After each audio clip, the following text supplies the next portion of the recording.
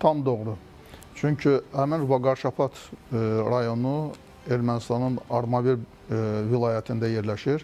Əhali daha çox Vaqarşapad yox, Eçmədzin kilsəsinin o bölgəni kimi Eçmədzin kimi tanıyırlar. Bu Eçmədzində də bütün dünya ermənilərinin mərkəzidir. Katolikos 2-ci Qaregin də bu dünya həm Ermənistan daxilində kilsənin apardığı, yəni siyasətlə birbaşa siyasətə rəhbərlik edən adamdır. Qaregin yeri gəlmişkən onu da deyim ki, Qaregin 2-ci, yəni Katolikos keçmiş Qarabağ klanına bilavasitə bağlı bir şəxsdir və Paşinyan çox gözəl başa düşür ki, nə qədər ki Qaregin 2-ci Ermənistan kilsəsinə rəhbərlik edir, orada daim təxribatlar gözlənilir. Yəni bu faktdır. Və ələlxüsus seçkilər yaxınlaşdıqca biz belə münaqişələrin, belə konfliktlərin sayını görəcəyik. Bu bir növ təxminən 3-4 ay bundan əvvəl Paşinyanın elan etdiyi Katolikosla bağlı mövqeyindən irəli gəlir. Düzdür, həmin proses artıq başlanılıbdır. Əvvəl yumuşaq güc şəklində, sonra konkret olaraq yerli seçkilərdə Respublika Partiyasının nümayəndəsinə qarşı xuliqanlıq hərəkəti edilib, o şikayət edilib və həmin şəxslər saxlanılıbdır. Qareginin qardaşı və qardaşı oğlu.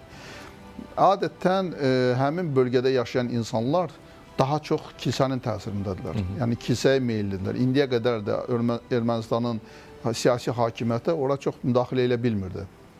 Yəni orada əhalinin tərkib hissəsi də daha çox kilsəyə tərəfdardır.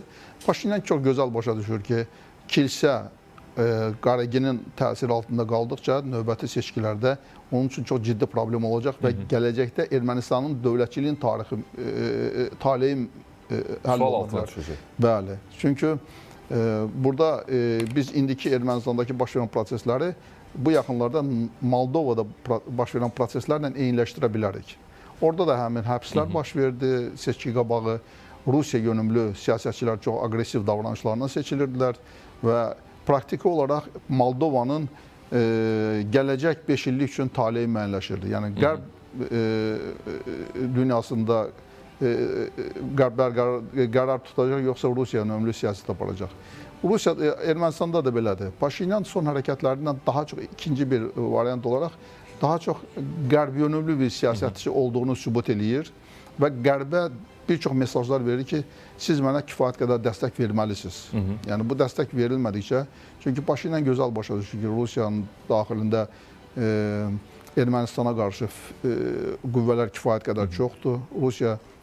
Rusiyada yaşayan erməni milyarderlərin, varlı iş adamları bu məsələ ilə bağlı səfərbər olunublar və seçkilərdə proseslər çox sürətli və